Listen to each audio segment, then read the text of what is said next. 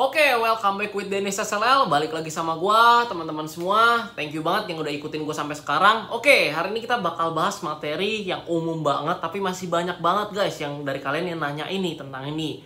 Makanya gue putusin untuk buat video tentang ini, yaitu bedanya reksadana saham dengan saham. Oke, nah sebelum kita masuk ke materi, seperti biasa, teman-teman bisa bantu subscribe dulu supaya channel ini bisa terus berkembang dan mengedukasi masyarakat Indonesia seputar investasi dan literasi keuangan. Thank you teman-teman semua. Kita bakal masuk ke materi. Oke, reksadana saham dengan saham.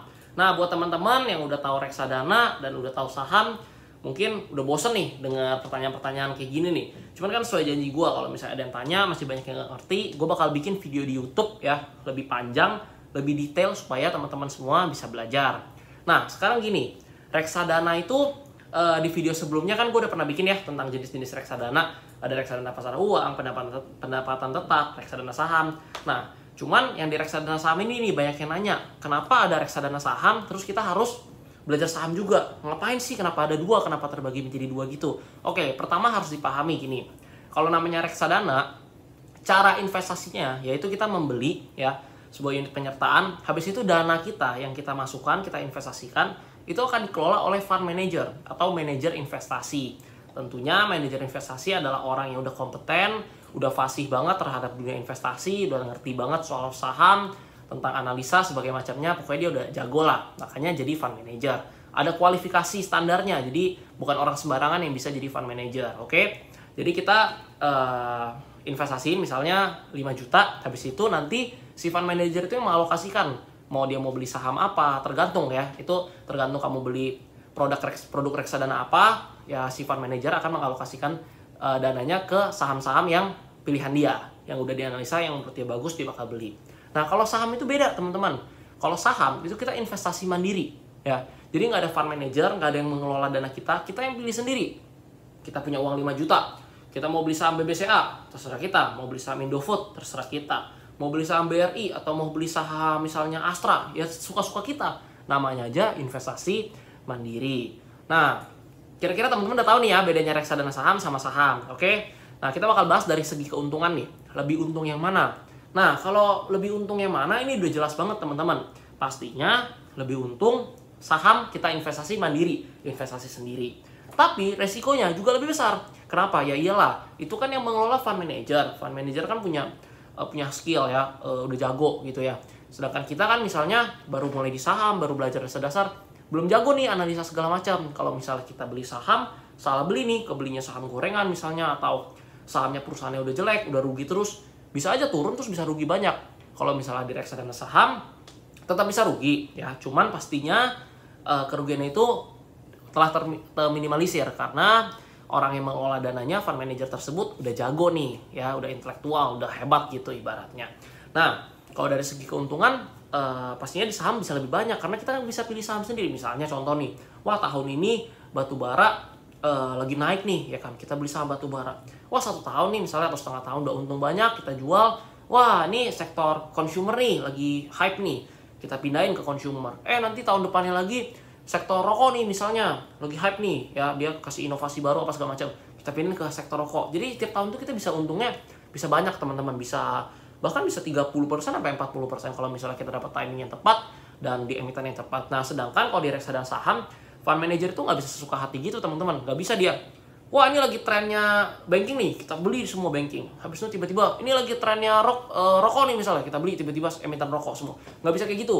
Kalau di fund manager itu punya regulasi sendiri, punya kriteria sendiri, nggak bisa sembarangan. Makanya dari segi resiko memang terminimalisir, tapi dari segi return atau keuntungan juga nggak bisa sebesar di mana kita investasi mandiri, kita beli saham kita sendiri. Kayak gitu teman-teman. Nah, kira-kira teman-teman dapat gambaran nih ya. Nah, jadi sih kalau misalnya di reksadana saham itu returnnya itu kalau kita lihat ya, produk-produk itu bisa ada yang 10%, 15%, 18%. Tergantung produk reksadana apa. Habis itu sistemnya agak beda nih teman-teman. Kalau misalnya saham kan kita misalnya beli nih saham BBCA ya. Kita beli saham BBCA sama saham Indofood.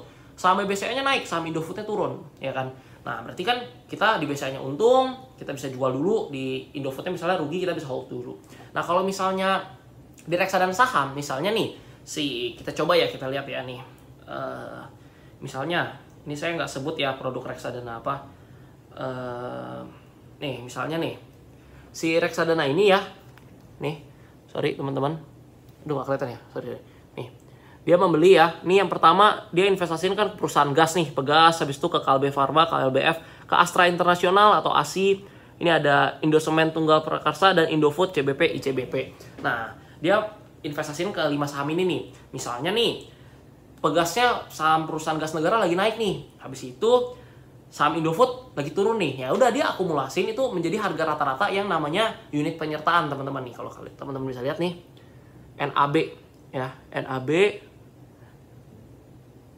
nih, NAB 1920 nih, oke, 1920 itu adalah harga saham teman-teman, harga reksadana, sorry, harga unit penyertaan. Jadi kalau misalnya harga-harga saham tersebut yang lagi dipegang sama si fund manager itu harganya naik ya, otomatis harga unit penyertaannya juga naik.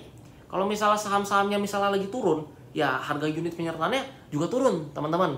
Misalnya kita beli nih di harga yang satu unit penyertaan itu harganya 1000 misalnya, tahun depan dia naik teman-teman jadi 1200. Ya udah kita untung berarti 20%, sesimpel itu. Berarti kalau kita taruh misalnya uang 10 juta, uang kita menjadi 12 juta. Atau enggak misalnya kita beli nih pas unit penyertaan harganya 1000. Habis itu bulan depan karena misalnya lagi koreksi IHSG dia turun jadi 900. Berarti kita taruh 10 juta, kita rugi 10%, uang kita sisa 9 juta. Nah, kita masih hold, ntar kalau misalnya tahun depan naik ya dia bakal naik terakumulasi seperti itu. Itu sistem kerjanya reksadana. Nah, habis itu teman-teman pasti sampai di sini udah tahu nih kira-kira perbedaan antara reksadana saham dengan saham. Nah, terus banyak yang nanya nih pasti, "Bang, bagusan mana nih? Bang, kalau punya duit sekian mendingan taruh di reksadana saham atau mendingan langsung di saham? Bang, kalau misalnya punya duit sekian apakah bisa nih di reksadana saham?" Kalau di reksadana saham itu minimal tuh 100.000 atau mungkin ada beberapa produk yang minimalnya 10.000, teman-teman. Kalau misalnya di saham sendiri, ya minimalnya itu tergantung harga emitennya. Misalnya contoh, Bank BCA, harganya 33.000 minimal, itu satu lembar. Kalau minimal beli satu lot, berarti kita butuh uang 3.300.000. Tapi kalau misalnya contoh saham Pakuwon itu harganya 500-an.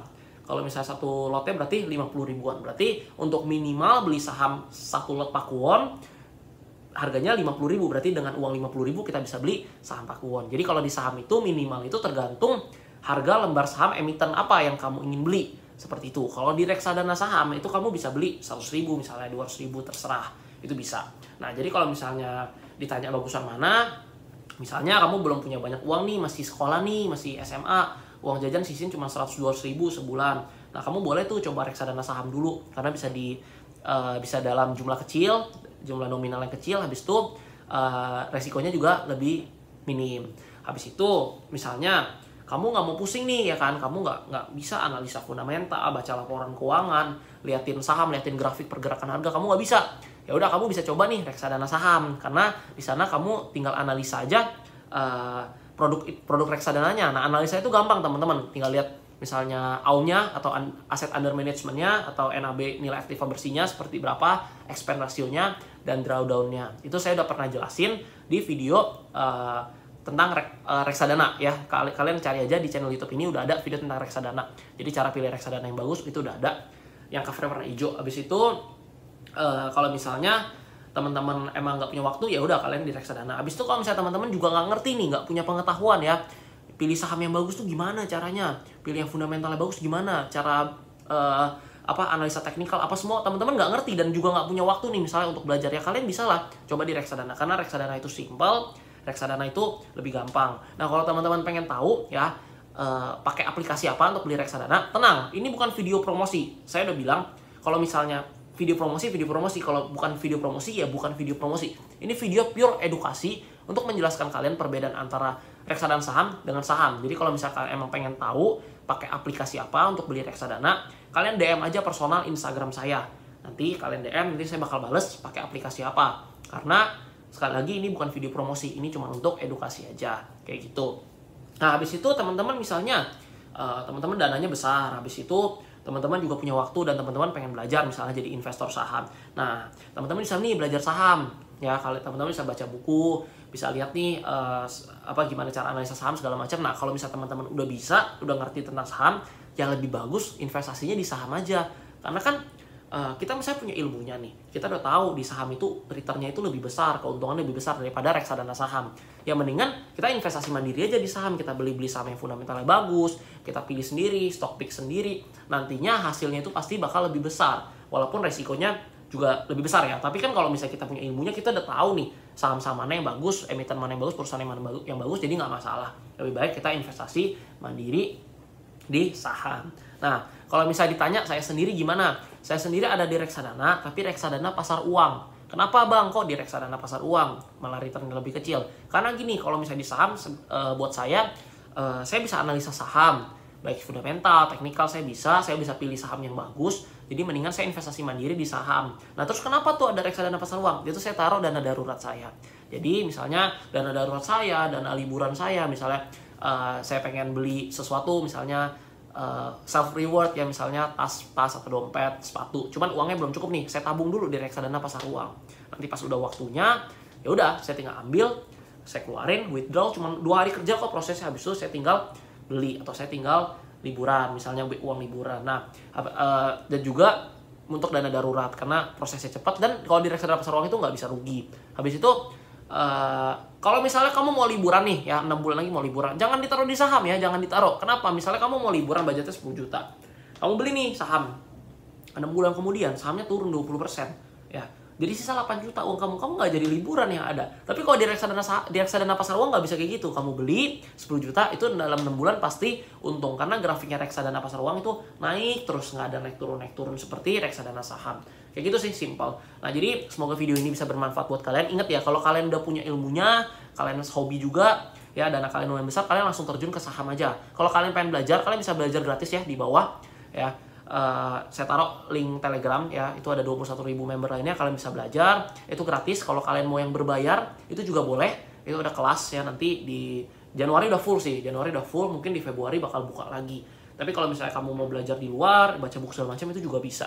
Jadi nggak ada paksaan. Saya juga bukan jualan kelas, maksudnya nggak maksa kalian kok. Jadi saya ada wadah gratis juga di Telegram, itu ada 21.000 member lainnya. Karena tujuan saya itu ya itu membantu masyarakat Indonesia melek investasi dan literasi keuangan. Jadi kalau misalnya kalian mau join, silahkan join Telegram di bawah. Ada grup diskusinya juga, kalian bisa sharing sama teman-teman yang lain. Dan juga kalau misalnya untuk teman-teman yang masih sibuk, belum bisa analisa saham, dananya juga mungkin masih kecil, nah kalian bisa coba reksadana saham. Untuk reksadana saham aplikasinya apa, cara gimana, kalian bisa DM Instagram saya, nanti saya kasih tahu pakai aplikasi apa. Seperti itu aja sih, simple. Kalau video ini bermanfaat, jangan lupa share ke teman kalian supaya teman kalian ngerti ya bedanya reksadana saham dengan saham. Thank you teman-teman yang udah support sampai saat ini. Jangan lupa subscribe dan nyalain lonceng, karena gue bakal konsisten posting 3 video setiap minggunya, apalagi di Januari gue bakal lebih konsisten lagi dengan tujuan mengedukasi masyarakat Indonesia seputar investasi dan literasi keuangan. Jangan lupa like, comment, and subscribe, dan kalau kalian punya pertanyaan apapun langsung komen aja di bawah karena gue pasti balesin. By the way, TikTok gue sering banget ke-suspend, jadi gue bakal sering upload video di sini, sering rajin upload video di sini. Kalau kalian punya pertanyaan ya, DM Instagram misalnya atau DM TikTok atau komen di TikTok misalnya nggak dibales, kalian bisa komen di YouTube, karena yang di YouTube itu yang komen dikit, jadi gue usahain gue balesin semuanya. Mau tanya apa aja, komen aja di bawah. Oke? Sorry kalau ada salah kata-kata. Thank you buat teman-teman semua. Gue punya satu pesan buat kalian semua. Jadilah anak muda yang berkontribusi kepada negara ini dan membuat negara Indonesia menjadi negara yang luar biasa di masa depan. Sukses buat kalian semua and see you on next video. Bye-bye.